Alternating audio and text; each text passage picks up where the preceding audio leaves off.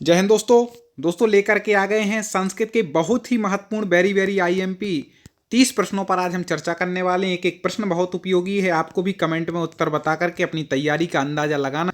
और सबसे महत्वपूर्ण बात, लोग पूछ रहे थे सर हमें इसकी पीडीएफ चाहिए है, बहुत ज़्यादा लोगों की मांग आ रही थी।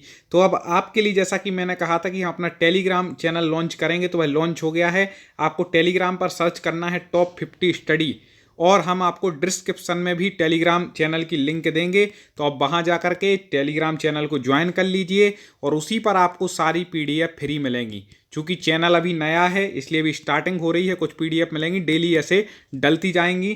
तो आपको वहां से सारी पीडीएफ अभी मिल सकती हैं, आप उससे भी अपनी पढ़ाई और तैयारी को मजबूत बना सकते हैं। तो टॉप 50 स्टडी यूट्यूब चैनल को आप सब्सक्राइब करके हमसे जुड़ गए होंगे, क्योंकि इसी के माध्यम से पूरी तैयारी हो रही है और यहीं पर हम सारी ऐसी महत्वपूर्ण जानकारियां आपको देते हैं कि पीडीएफ कैसे मिलेगी या आपकी तैयारी मजबूत कैसे होगी। तो चलिए शुरुआत करते हैं। कर्तृवाच्य में कर्म के साथ आने वाली विभक्ति है। जल्दी से फटाक से कमेंट कर दीजिए कि कर्तृवाच्य में कर्म के साथ कौन सी विभक्ति आती है। तो कहा है कर्मणि द्वितीया, मतलब कर्म के साथ द्वितीय विभक्ति आती है। सूत्र क्या है? कर्मणि द्वितीया, मतलब कर्म में कौन सी विभक्ति होती है? द्वितीय विभक्ति होती है।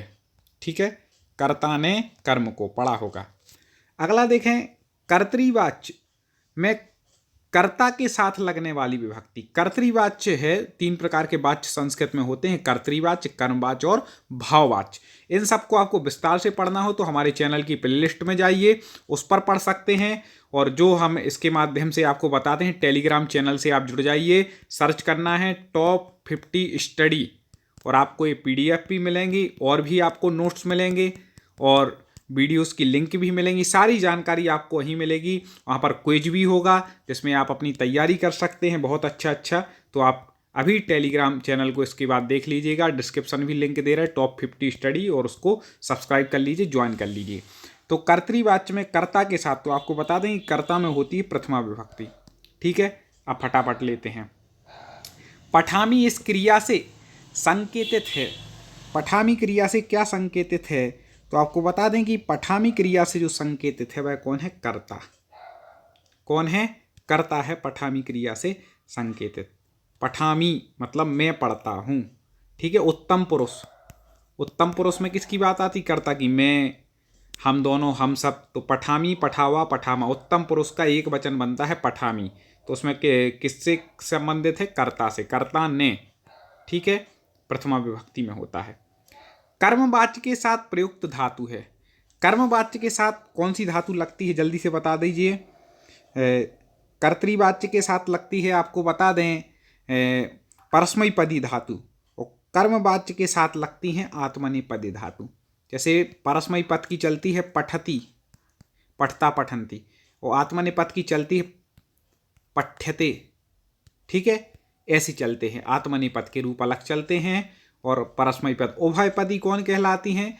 जो धातुएं परस्मयी पद में भी होती हैं और आत्मनेपद पद में भी होती हैं, वो उभयपदी कहलाती हैं।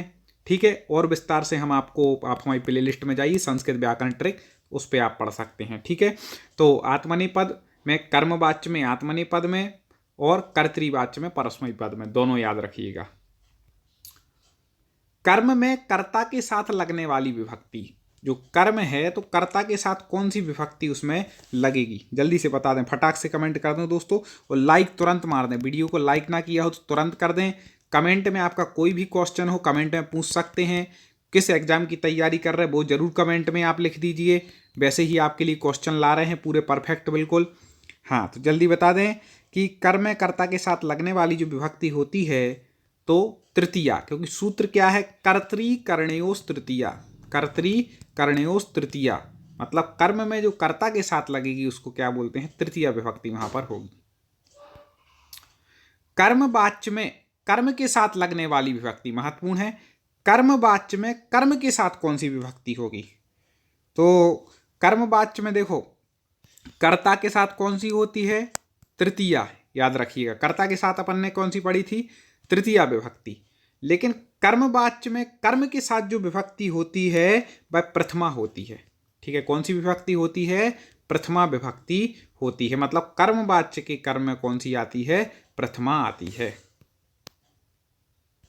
कर्मवाच्य में कर्म की प्रधानता होती है, कर्तृवाच्य में कर्ता की हो, भाववाच्य में ना कर्ता की होती ना कर्म की। अकर्मक क्रियाओं के साथ बनता है, जल्दी से बता दीजिए, अकर्मक क्रियाओं के साथ बनता है। तो आपको बता दें कि जो अकर्मक क्रियाएं हैं, अकर्मक मतलब जो कर्म से रहित जो क्रिया है, जैसे हमने कह दिया कि सा मतलब होता है वह, ठीक है। अब उसको बोल दिया अपन ने सा रोदसी, मतलब वह रोता है। अब इसमें कर्म है क्या? कोई नहीं है, सीधा है, सा रोदसी वह रोता है। तो ये क्या हो गया? अकर्मक क्रियाओं के साथ जो होता है भाववाच्य। ये वाक्य किसका है? भाववाच्य का। इस प्रकार से आप लगा सकते हैं, कर्म से रहित है। गोपी में प्रकृति प्रत्यय है, वेरी वेरी आईएमपी प्रश्न है दोस्तों, एक एक प्रश्न महत्वपूर्ण है। वीडियो को पूरा बिल्कुल क्रम से आपको देखना है, कहीं भी स्किप नहीं करना है। पीडीएफ के लिए तो हमने बता ही दिया है, तो हमारे चैनल से जुड़ जाइए। गोपी में प्रकृति प्रत्यय, जल्दी से बता दीजिए। गोपी, तो आपको बता दें गोपी जो है वह स्त्रीलिंग का है, ठीक है। तो इसमें स्त्रीलिंग प्रत्यय ही दिए हैं। तो गोप में गीस प्रत्यय लगाने पर, कौन सा प्रत्यय? गीस प्रत्यय लगाने पर गोपी बनता है। गोपी कई बार पूछा भी गया है। अगला आ गया इंद्रणी, ठीक है, इंद्राणी होना चाहिए। मैं इंद्र शब्द में आने वाला प्रत्यय, इंद्र शब्द में कौन सा प्रत्यय आता है? जल्दी से बता दीजिए दोस्तों। तो आपको बता दें इंद्राणी में इंद्र शब्द में जो प्रत्यय आता है वह गीस प्रत्यय लगाने से, इंद्र प्लस गीस, इससे मिलकर के वह बनता है, ठीक है। डी उत्तर ठीक हो जाएगा। हाँ बिल्कुल, कमेंट में उत्तर जरूर देना है। कई लोग इसलिए नहीं बताते कि उन्हें लगता है गलत हो गया, तो अरे कोई बेइज्जती नहीं होती दोस्तों, ठीक है ना। अभी भली गलत होगा, लेकिन जो अभ्यास आपका हो जाएगा, एक बार जॉब मिल जाएगी ना, तो सब आपको सैल्यूट मारेंगे, आपकी प्रशंसा करेंगे, आज भली कुछ बोल रहे हैं। तो हमारा लक्ष्य है कि आपको एक अच्छी शिक्षक की जॉब दिलाना, उस लक्ष्य के लेकर के हम चल रहे हैं। बस आपको हमारा साथ देना है, हमसे जुड़े रहना है। कैसे जुड़ना है? चैनल को सब्सक्राइब करके, ठीक है। सब्सक्राइब करने के साथ कई लोग बोलते हैं सर नोटिफिकेशन नहीं आता, आप बेल आइकन दबा लें और ऑल नोटिफिकेशन ऑन कर लें, जिससे ऐसे संस्कृत के वीडियो अपलोड हों तो आपको मिल सकें, हमारी पीडीएफ इत्यादि नोट्स मिल सकें सारे। वस्त्र कीर्ति में कौन सा प्रत्यय है? जल्दी से बता दीजिए। वस्त्र कीर्ति में प्रत्यय, तो आपको बता दें कि वस्त्र कीर्ति में जो प्रत्यय है वह कौन सा है? गीस प्रत्यय है। सब स्त्रीलिंग के प्रत्यय हैं। महत्वपूर्ण आ गया चंद्रमुखी में कौन सा प्रत्यय है? हमने बताया है कि हमारे जो ये पीडीएफ है ना, एक क्रम से इसमें ली गई प्रत्यय फिर उपसर्ग, जो मतलब संस्कृत व्याकरण का हम प्रारंभ से पढ़ रहे हैं, समझ लो। पिछले वीडियो ना देखे हो तो जरूर देख लेना। प्रारंभ से लेकर के हमें पूरी व्याकरण कवर करनी है, जो आपकी शिक्षक भर्ती परीक्षा के लिए उपयोगी है। तो चंद्रमुखी में कौन सा प्रत्यय है? तो आपको बता दें चंद्रमुखी में गीस प्रत्यय, कई बार पूछा गया ये शब्द है। हाँ, हम जितने देर कुछ बात करते उतने में आपको फटाक से उत्तर बता देना है। इतो मनुष्य जाते में किस प्रत्यय का विधान है? इतो मनुष्य जाते में किस प्रत्यय का विधान है? तो इसमें भी गीस प्रत्यय का विधान है, ठीक है। गीस प्रत्यय से एक आध प्रश्न बन जाता है। स्त्रीलिंग का प्रमुख प्रत्यय है। छात्राभ्याम लेखौ लिख्येते, इस वाक्य में कर्ता कारक है। कर्ता कारक कौन है?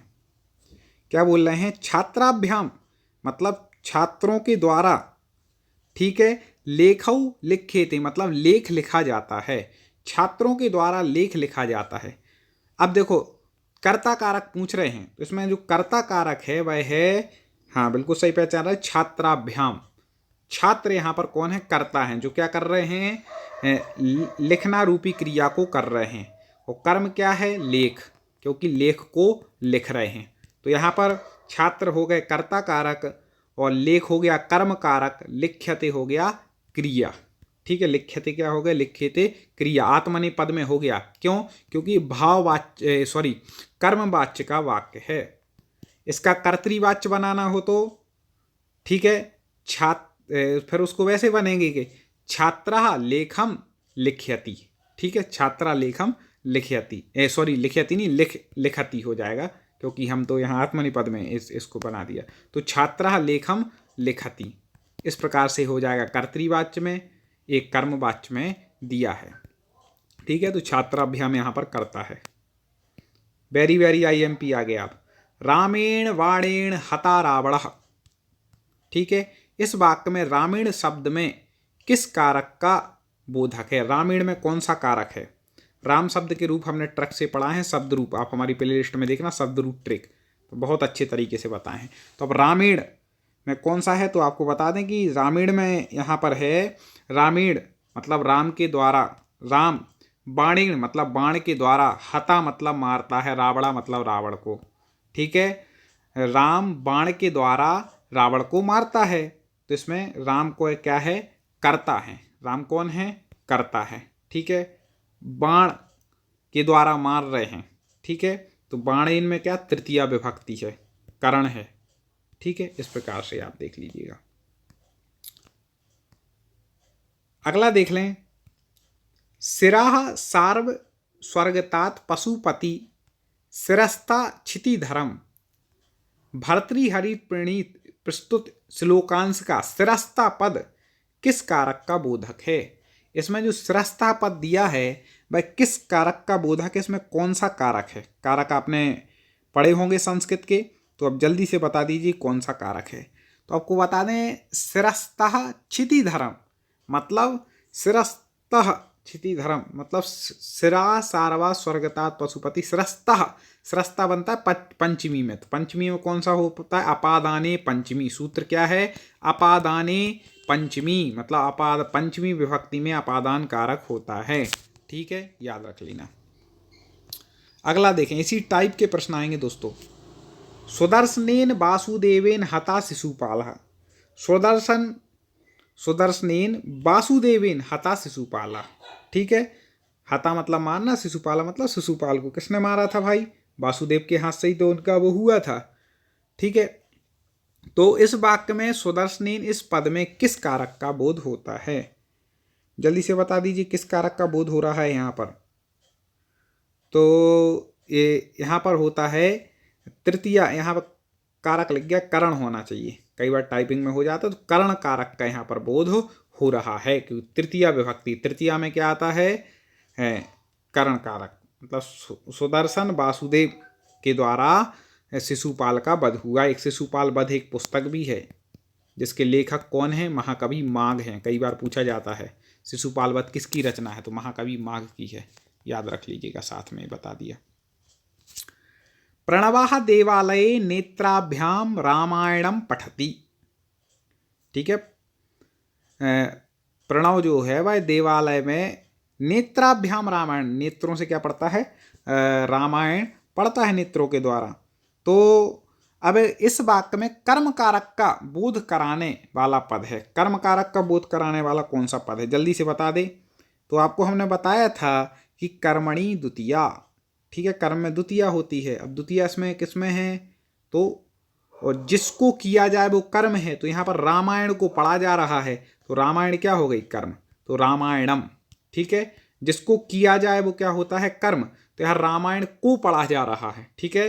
नेत्राभ्याम रामायणम पठति मतलब रामायण को पढ़ता है। कर्म कारक का चिन्ह भी क्या है? कर्ता ने कर्म को, कर्म कारक का चिन्ह भी को है, तो रामायणम में हो जाएगा, ठीक है दोस्तों।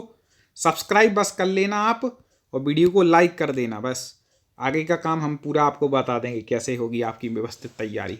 कस्याम महाराजा काशी नरेशः भिक्षुकेभ्यः धनम ददाति, ठीक है। यहाँ महाराजा जो काशी नरेश थे, उन्होंने भिक्षुक के लिए क्या किया? धन दिया। देने अर्थ में हमेशा हमने बताया था कि चतुर्थी विभक्ति आती, इसलिए यहाँ पे भिक्षुकेभ्यः हो गया, और एक भिक्षुक को नहीं दिया, भिक्षुकों को दिया, इसलिए बहुवचन है, ठीक है। तो धन दिया इस वाक्य में संप्रदान सूचक है, ठीक है। तो चतुर्थी संप्रदान होता है कि नहीं, ठीक है। चतुर्थी विभक्ति होती है संप्रदान में, तो यहाँ पर जिसको दिया जाए उसमें आती है चतुर्थी, जिसको दिया जा रहा है उसमें चतुर्थी आती है। तो किसको दे दिया जा रहा है? भिक्षुक को, तो भिक्षुकेभ्यः। जिसको धन दिया जाए उसमें चतुर्थी आएगी, तो भिक्षुकेभ्यः में क्या हो गई? चतुर्थी बहुवचन, ये संप्रदान सूचक पद है भिक्षुकेभ्यः, ठीक है। इस प्रकार से धन यहाँ पर क्या है? कर्म है, क्योंकि धन को दिया जा रहा है, वो क्या हो गया? कर्म हो गया। देना क्या हो गई? क्रिया कारक हो गया, और भिक्षुकेभ्यः संप्रदान कारक है। इस प्रकार से लगा लेना, कुछ भी पूछ ले आप पे बनना चाहिए। एक प्रश्न भली पड़ रहा है, 3 प्रश्न कवर होना चाहिए। ऐसे हमें पूरे लगातार हमें इसको चर्चा करनी है, पूरी व्याकरण कंप्लीट करनी है दोस्तों। इसलिए आप हमारे टेलीग्राम चैनल से जुड़ जाएं, वहाँ पर PDF नोट्स वगैरह की जानकारी सारी मिलेगी, PDF नोट्स मिलेंगे और यहाँ पर आपको चैनल के माध्यम से पढ़ाई होगी। बस अभी इतना। ब्राह्मणा सृष्टि अति प्राचीन भव्या च अस्ति।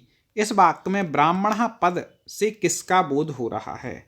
ब्राह्मणा पद से किसका बोध हो रहा है, जल्दी से बता दीजिए दोस्तों।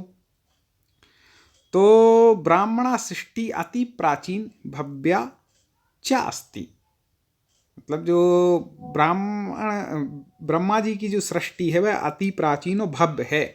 इससे एक प्रकार से अति प्राचीन और भव्य संबंध का बोध हो रहा है। किसका बोध हो रहा है? संबंध कारक का। ब्राह्मणा पद से, ब्रह्मणा होना चाहिए, ब्राह्मणा नहीं, ब्रह्मणा। ब्रह्म मतलब ब्रह्मा जी। अधिकरण कारक के कितने भेद हैं, जल्दी बता दीजिए। आधारे अधिकरणम से अधिकरण होता है, तो अधिकरण कारक के यहाँ पर आपको बता दें कि 3 भेद हैं। ठीक है, 3 भेद होते हैं अधिकरण कारक के। अधिकरण में कौन सी विभक्ति होती है? तो सप्तमी होती है। कई बार पूछ लेता है अधिकरण में कौन सी विभक्ति है, तो सप्तमी होती है। भौतिके शरीरे आत्मा अस्ति में भौतिके शरीरे आत्मा अस्ति। इस वाक्य में अधिकरण कारक किस पद से प्रद्योतित होता है? मैं भौतिके शरीर, मतलब मेरे जो भौतिक शरीर में क्या आत्मा है। इसमें किस पद में प्रद्योतित हो रहा है आपको अधिकरण कारक? तो किसके में है, किसके शरीर में है उसमें होगा भाई, क्योंकि वो आधार वो अधिकरण हमने बता दिए। तो आधार क्या है आत्मा का? मैं, मतलब मैं हूं, तो मैं क्या हो जाएगा यहाँ पर? अधिकरण कारक हो जाएगा। कारकों के संबंध में आधार किस कारक का बोध कराता है? अभी हाल हमने सूत्र बता दिया, अधिकरणम आधारम। किसका? अधिकरण कारक का बोध क्या कराता है? आधार। ठीक है ना, इस प्रकार से समझ लीजिएगा। कर्ता कारक का कारक के रूप में बोध कराने के लिए किस विभक्ति का प्रयोग होता है? कर्ता कारक में कारक का बोध कराने के लिए किस विभक्ति का प्रयोग होता है? तो आपको बताया था हमने भाई, कर्तृकरणयोस् तृतीया। मतलब कर्ता कारक का कारक के रूप में यदि बोध कराना है तो कौन सी विभक्ति होगी? तृतीया विभक्ति हो जाएगी। ठीक है ना दोस्तों, इस प्रकार से कर्ता कारक में तृतीया विभक्ति का विधान करने एकमात्र सूत्र है। एकमात्र सूत्र वो आपको बताना है दोस्तों। तो हम पहले ही आपको बता देते हैं कई बार, तो उत्तर देखो, अब इतने बार बोल चुके हैं इसका उत्तर। हमने क्या बोला? कर्ता कारक में तृतीया विभक्ति का विधान करने वाला सूत्र। अभी बोला था कि कर्तृकरणयोस् तृतीया, कर्तृकरणयोस् या यो विसर्ग लग जाता है संधि होकर तृतीया, इसका इसमें तृतीया और जोड़ दो जिससे आपको याद रखे, कर्तृकरणयो तृतीया। तो कर्ता कारक में तृतीया, कभी कर्ता में तो प्रथमा होती है, लेकिन कर्ता कारक में यदि तृतीया के बोध कराने की बात आ जाए, याद रखिएगा ये, तो यहाँ पर कर्तृकरणयो तृतीया से कर्ता कारक में तृतीय विभक्ति हो जाती है। इस बात को महत्वपूर्ण बिल्कुल नोट कर लीजिएगा। प्रथमा विभक्ति का प्रयोग किसे बतलाने के लिए किया जाता है? प्रथमा विभक्ति का प्रयोग किसको बताने के लिए किया जाता है? तो आपको बता दें कि प्रथमा विभक्ति के लिए हमने सूत्र बताया था, इसी के पहले जो हमारी PDF थी जो हमने पढ़ाई थी उसमें से बिल्कुल छांट करके लाए हैं एक। तो हमने बताया था प्रातिपदिकार्थ लिंग परिमाण वचन मात्रे प्रथमा। क्या बताया था? प्रातिपदिकार्थ लिंग परिमाण वचन मात्रे प्रथमा। मतलब प्रातिपदिक अर्थ में, लिंग में, परिमाण में और वचन में, इनमें क्या होती है? प्रथमा होती है। तो यहाँ प्रातिपदिक है क्या? नहीं है। प्रातिपदिका लिंग है क्या? नहीं है। परिमाण है क्या? हाँ परिमाण है। तो परिमाण को जो ऑप्शन में आ जाए, लिंग को बताती है, परिमाण को बताती है, वचन को बताने के लिए किस विभक्ति का प्रयोग होता है? प्रथमा का। प्रातिपदिकार्थ लिंग परिमाण वचन मात्रे प्रथमा, याद रखिएगा। अगला है संबोधन के अर्थ में किस विभक्ति का प्रयोग होता है? तो याद रखिएगा, संबोधन में हमेशा हमेशा प्रथमा विभक्ति का प्रयोग होता है। संबोधन में कौन सी विभक्ति होती? प्रथमा। जैसे आपने राम शब्द के रूप पढ़े तो शुरुआत किससे करते हैं? प्रथमा। रामः रामौ रामा। तो ऐसे ही जब संबोधन होगा ना तो अपन क्या बोलेंगे? हे रामः हे रामौ हे रामः। वैसे ही जो प्रथमा में बोला था बस हे लग गया। तो संबोधन में हमेशा कौन सी विभक्ति होती है दोस्तों? तो वह प्रथमा विभक्ति होती है, प्रथम विभक्ति होती है। इसका याद रखिएगा। आगे, पसंद आ रहे हो तो तुरंत लाइक करना, कमेंट ही बताना कि आपको पसंद आ रहे हैं या नहीं, और ज़्यादा एक्सप्लेन करें कि इतना ठीक है। कुछ ज़्यादा डिटेल में भी घुसेंगे तो कई लोगों को कठिन लगने लगेगा। डिटेल में पढ़ना है तो आप हमारी क्लासें पढ़िए फिर व्यवस्थित रूप से, ठीक है ना। चलो, कर्ता का ईप्सित तमम कारक होता है। कर्ता का जो कर्ता है उसका ईप्सित तमम कारक क्या है? तो आपको बता दें कि कर्ता का जो ईप्सित तमम कारक होता है वह कहा है कर्तुरीप्सित तमम कर्मः। सूत्र क्या है? कर्तुरीप्सित तमम कर्मः। मतलब जो कर्ता के लिए ईप्सित है, कर्ता को जो चाहिए है एक प्रकार से, उसको अच्छा लग रहा है, उसके लिए ईप्सित है, वह क्या कहलाता है? कर्म कहलाता है। ठीक है, कर्ता को जो ईश्रित है वह क्या है? कर्म है। तो कर्तुरीप्सित तमम कर्मः से इसमें कर्म हो जाएगा। कर्मवाच्य में कर्मवाच्य, ठीक है, कर्तृवाच्य मतलब कर्ता की प्रधानता, कर्मवाच्य मतलब कर्म की प्रधानता, और भाववाच्य ना कर्ता की ना कर्म की, अन्य की प्रधानता होती है, भाव की प्रधानता। ठीक है, तो ये तीन वाच्य हैं। अब क्या पूछ रहे हैं कि कर्मवाच्य में कर्म कारक में, कर्मवाच्य के कर्म कारक में किस विभक्ति का विधान है? तो कर्मवाच्य के कर्म में जो विभक्ति होती है वह कौन सी है? प्रथमा। ठीक है, कर्मवाच्य के कर्म में प्रथमा विभक्ति होती है, लेकिन कर्मवाच्य के यदि कर्ता में यहां पर पूछ लिया जाता तो कर्ता में तृतीया विभक्ति होती है। इस बात का आपको याद रखना है। तो ये उत्तर इसका ठीक हो जाएगा। पीडीएफ के लिए क्या करना है? तुरंत वीडियो पूरा होने के बाद टेलीग्राम पर सर्च करना है टॉप 50 स्टडी। ठीक है, 5 तारीख से इसमें रेगुलर नोट्स आने वाले हैं, 5 फरवरी से। ठीक है, तो अभी शुरुआत कर रहे हैं हम चैनल की। अभी तक हम केवल इसी पर थे, अपने टॉप 50 स्टडी यूट्यूब चैनल पर लेते थे, लेकिन बहुत सारे दोस्त मांग कर रहे हैं सर हमें नोट्स भी चाहिए है, साथ में कई बार वीडियो की लिंक नहीं मिल पाती तो वो भी चाहिए है, पुराने नोट्स भी चाहिए हैं, तैयारी के लिए क्या स्ट्रेटजी होनी चाहिए, सब कुछ आपको मिलेगा वहाँ पर। किस पर? टेलीग्राम चैनल टॉप 50 स्टडी पर। तो जा करके तुरंत उसको ज्वाइन कर लें और उसमें जो अपडेट आती रहें उनको देखते रहें। कर्ता के कार्य की सिद्धि में सहायक अथवा सर्वाधिकरण उपकारक कारक कौन सा है? जल्दी से बता दें कि कर्ता में कार्य की सिद्धि में सहायक तो सर्वाधिकरण उपकारक कारक कौन सा है? तो आपको बता दें कि वह है करण कारक। कौन सा है? करण कारक।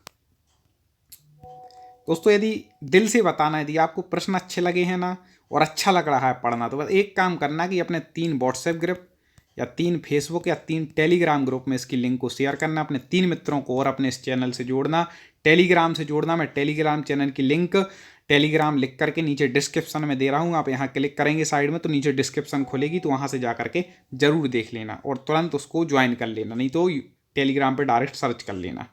संबंध कारक को कारकों में परिगणित किया गया है या नहीं? संबंध कारक को कारकों में लिया गया है कि नहीं? जल्दी से बता दीजिए। संस्कृत की बात कर रहे तो आपको बता दें कि संस्कृत में जो है ना, संबंध कारकों को कारकों में नहीं लिया गया है। ठीक है, याद रखिएगा, संबंध को कारकों में नहीं गिना जाता है। ठीक है, इसलिए कारक की संख्या 6 है 7 की जगह। ठीक है, संबंध कारक को कारकों में नहीं लिया गया, इस बात को याद रखिएगा, कारकों में इसकी गणना नहीं की जाती है। ठीक है, इस प्रकार से आपका ये पूरा हो गया। आपको इसकी पीडीएफ भी मिल जाएंगी, पिछली भी मिल जाएंगी, बस आपको जुड़ना है। बस एक काम मैंने जो बोला था, शेयर आगे जरूर कर देना, इतना काम आपको करना है। सब्सक्राइब तो आपने कर ही लिया होगा चैनल को, वीडियो को लाइक तुरंत मार दीजिए, कमेंट में ज़रूर बताइए किस एग्जाम की तैयारी कर रहे हैं, साथ में किस किस सब्जेक्ट की आपको वीडियो चाहिए है और किस किस सब्जेक्ट के नोट्स चाहिए, आप सारा लिख दीजिए, आपको बिल्कुल उपलब्ध कराने का प्रयास होगा। इसी तरह जुड़े रहिए, तैयारी को अपनी मजबूत बनाइए। जय हिंद।